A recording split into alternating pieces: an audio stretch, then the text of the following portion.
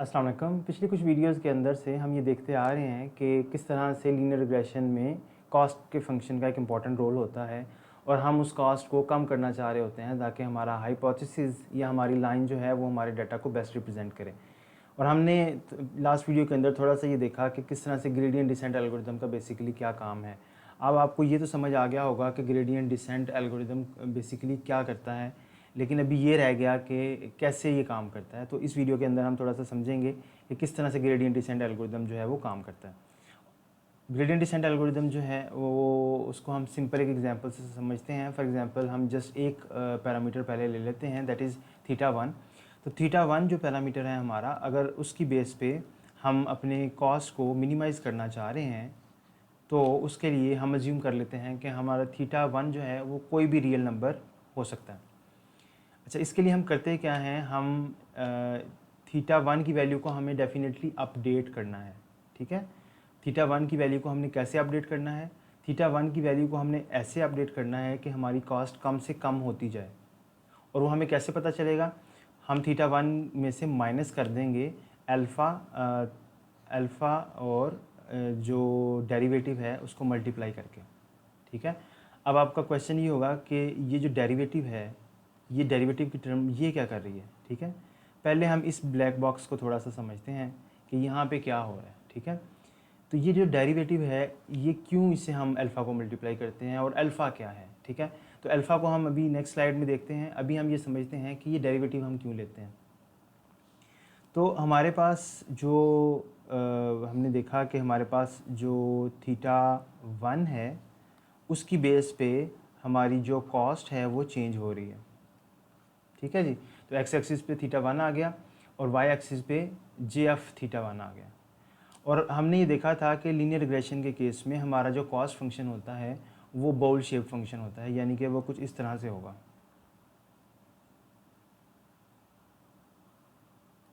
ठीक है जी, अब ये जो बाउल शेप फंक्शन है इसमें लेट्स से थीटा 1 की वैल्यू आप स्टार्ट पे रैंडमली लेट्स से कुछ भी सेट कर देते हो।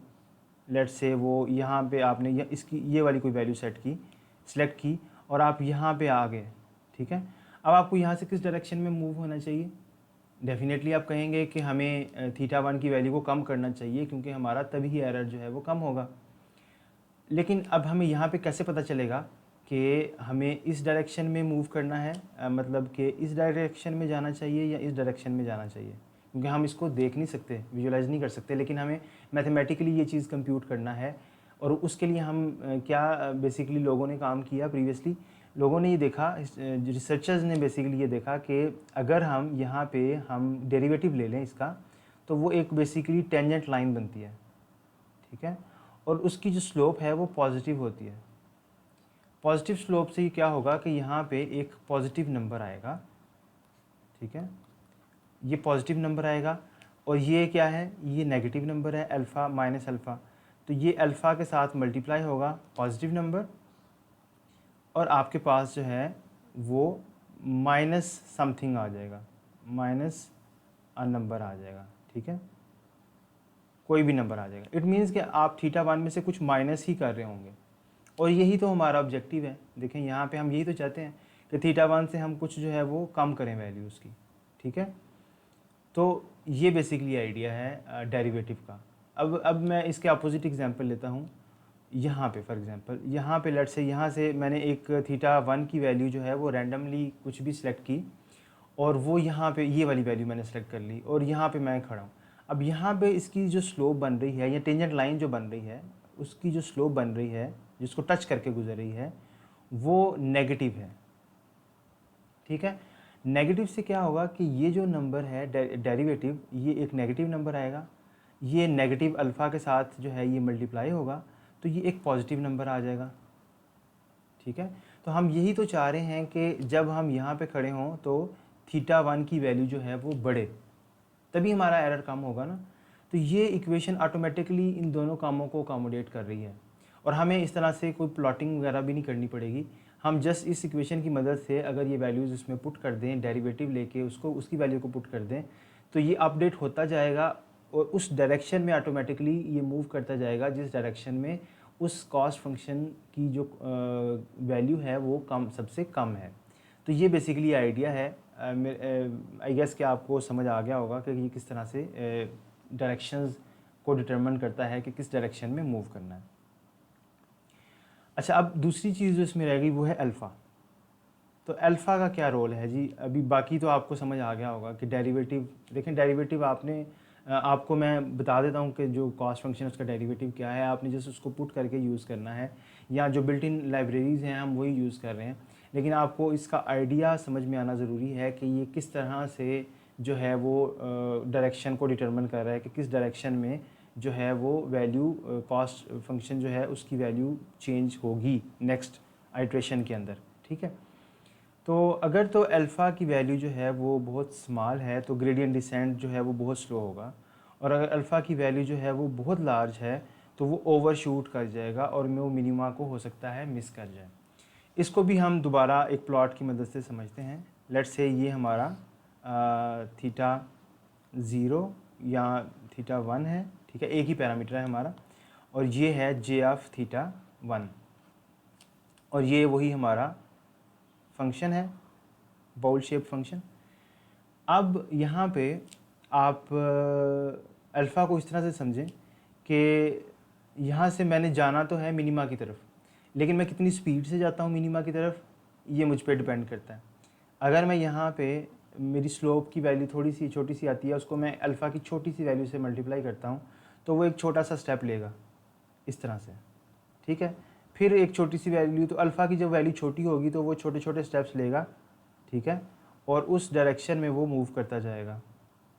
तो इससे क्या होगा कि अगर अल्फ़ा की वैल्यू बहुत छोटी होगी तो वो जो है वो स्टेप्स जो हैं बहुत ज़्यादा उसको आइट्रेशंस करना पड़ेंगी, बहुत ज़्यादा स्टेप्स उसको लेना पड़ेंगे, तब वो जो है वो मिनिमा की तरफ आएगा, ठीक है। लेकिन वहीं पे अगर अल्फ़ा की वैल्यू बहुत बड़ी हो, तो फॉर एग्जांपल मैंने स्टार्ट पे उसको इनिशियलाइज़ किया जी, यहाँ पे थीटा की मैंने कुछ वैल्यू रखी, उस पर मुझे कॉस्ट ये मिल रही है। अब मैं यहाँ से कहता हूँ अच्छा मुझे इस डायरेक्शन में मूव करना है, लेकिन मैंने अल्फ़ा की वैल्यू इतनी बड़ी रखी हुई है कि वो यहाँ पे आ जाती है। अब मैं कहता हूँ नहीं, मुझे जो है ना अपोजिट डायरेक्शन में मूव करना चाहिए, ये तो मैं गलत डायरेक्शन में आ गया हूँ, तो डेरिवेटिव मुझे बताएगा कि अब मुझे अपोजिट डायरेक्शन में मूव करना चाहिए, तो मे बी मैं इस तरफ मूव कर जाऊँ, और इस तरह से करते करते मेरी कॉस्ट बजाय कम होने के बढ़ना शुरू हो जाएगी। तो इसलिए ना हमने अल्फ़ा की वैल्यू को बहुत बड़ा रखना होता है, ना अल्फ़ा की वैल्यू को बहुत छोटा रखना होता है। तो ये हम देख सकते हैं जब हम ट्रेनिंग करवाते हैं तो हमें आइडिया हो जाता है कि हमें कितनी जो है वो अल्फ़ा की वैल्यू रखनी है, जिससे हमारी कॉस्ट जो है या हमारा जो एरर है वो मिनिमाइज़ हो। अच्छा, यहाँ पे जो कॉस्ट फंक्शन है हमारा, उसका डेरिवेटिव जब हम लेते हैं तो ये पार्शियल डेरिवेटिव होता है, ठीक है। यानी कि हमें थीटा की दोनों वैल्यूज़ के लिए, थीटा 0 के लिए अलग से डेरिवेटिव लेना होता है उसका पार्शियल डेरिवेटिव, और थीटा 1 के लिए अलग से लेना होता है उसका पार्शियल डेरिवेटिव, ठीक है। तो यहाँ पे हम डेरिवेटिव्स तो कंप्यूट नहीं करेंगे, लेकिन मैं आपको ये बता दूँ कि थीटा 0 और थीटा की वैल्यू अगर 0 हो तो उसका डेरिवेटिव ये होता है, ठीक है। और थीटा की वैल्यू अगर 1 हो, यानी जे की वैल्यू 1 हो, तो उसका जो डेरिवेटिव है वो ये होता है, यहाँ पे हमने सिर्फ एक्स आई को मल्टीप्लाई किया हुआ है बाकी वैल्यू के साथ, ठीक है जी। तो ये डेरिवेटिव्स आ गए आपके पास, आपने बस इनको यूज़ करना है, ठीक है। आप इनको यूज़ करके खुद से स्क्रैच से भी इम्प्लीमेंटेशन करना चाहें तो कर सकते हैं। तो ये बेसिकली आइडिया है, ये डेरिवेटिव्स हमारे पास आ गए और इनको यूज़ करके हम जो है अपना ग्रेडियंट डिसेंट एल्गोरिदम जो है उसको इम्प्लीमेंट कर सकते हैं। ग्रेडियंट डिसेंट एल्गोरिदम में क्या होता है कि हम आइट्रेट करते हैं अनटिल कन्वर्जेंस। कन्वर्जेंस का ये मतलब है कि जब तक हमारे पास एरर जो है वो कॉस्ट फंक्शन की जो वैल्यू है उसमें बहुत कम ना हो जाए चेंज, यानी कि थोड़ी बहुत चेंज आ रहा है लेकिन ज़्यादा चेंज नहीं आ रहा है, इट मीन्स कि हमें वहाँ पे रुक जाना चाहिए, हम ग्लोबल मिनिमा पे पहुँच चुके हैं, ठीक है जी। और उसमें हम क्या करते हैं, थीटा 0 और थीटा 1 की वैल्यू को उसी तरह से अपडेट करते हैं। ये हमारा थीटा 0 प्रीवियस वाला है, उसको हम कैसे अपडेट करते हैं, उसमें से माइनस करते हैं हम अल्फ़ा और जो उसका डेरिवेटिव है जो मैंने आपको पिछली स्लाइड में दिखाया, और इसी तरह से थीटा 1 को कैसे अपडेट करते हैं अल्फ़ा और उसका डेरिवेटिव जो मैंने आपको प्रीवियस स्लाइड के अंदर दिखाया, ठीक है जी। तो ये बेसिकली जो है आइडिया है ग्रेडियंट डिसेंट का। अच्छा, अब इसको हम एक एग्जांपल से समझते हैं। यहाँ पे आप देख सकते हैं कि हमने एक लाइन जो है वो फिट की है, यानी कि थीटा 0 और थीटा 1 की हमने कुछ भी वैल्यू रखी है, और उसको हम यहाँ पे कंटूर प्लॉट की मदद से समझना चाह रहे हैं। तो यहाँ पे आपको यहाँ पे उसका एरर यहाँ पे नज़र आ रहा है। अब यहाँ से हम जाना चाह रहे हैं ये सेंटर में इसके, ठीक है, ये जो पॉइंट है ये इस पॉइंट पे हम जाना चाह रहे हैं।